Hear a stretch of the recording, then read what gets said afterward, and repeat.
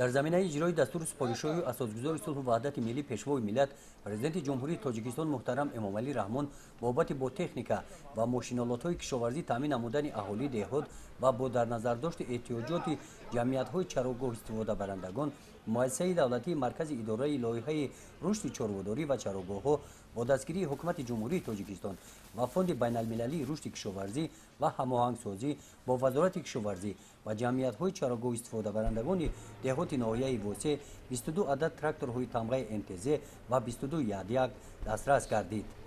اینچنین در دوره لایحه مذکور با گروه‌های منفعت‌دار ناحیه واسه و دیگر شهر و ناحیه‌های زیر هدف لایحه مذکور و ناحیه دنگره، کولاب، همدانی، فرخور چنین تکنیک‌های ترکتور دسترس گردیدند و اینچنین برای بهتر نمودن زمینه استحصال خوراک چارو، تخمی زراعتی خوراک چارو،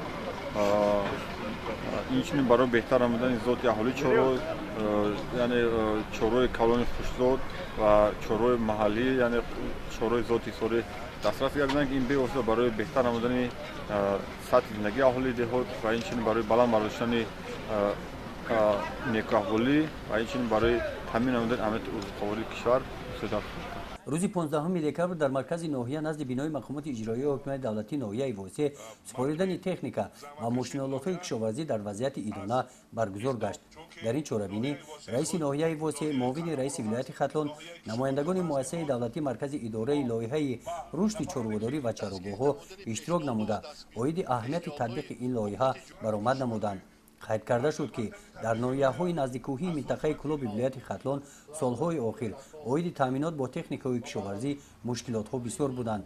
در اجرایش سری وقتی کارهای کشاورزی مشکلات‌ها حس می‌شدند. اکنون این مشکلات‌ها از بین می‌روند.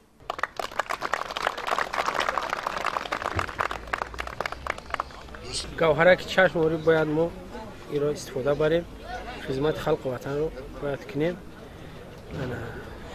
اشتغالمون رو برزیاد کنیم.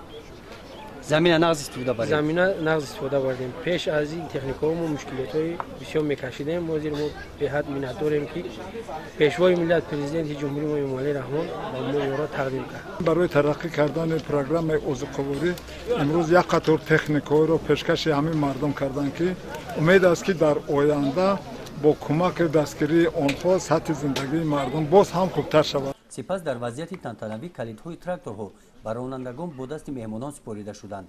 جمعیت چراگاه استفاده برندگان دهه گلوگشت، سلبور، شورقشلاق، سری چشمه، کوچه‌باغ، تاسخلا، ارال، غلات، زردالباغ، کفترخانه، درنچی، پختکور، سامان، قینر، عثمانبیکا، پشون پایان و دیگر دهه‌ها صاحب تکنیکای کشاورزی و ماشین‌آلات‌ها شدند. گزارش خواجه نظریف خدای نظر ظهور از ناحیه واسه برای برنامه اطلاعاتی نوید.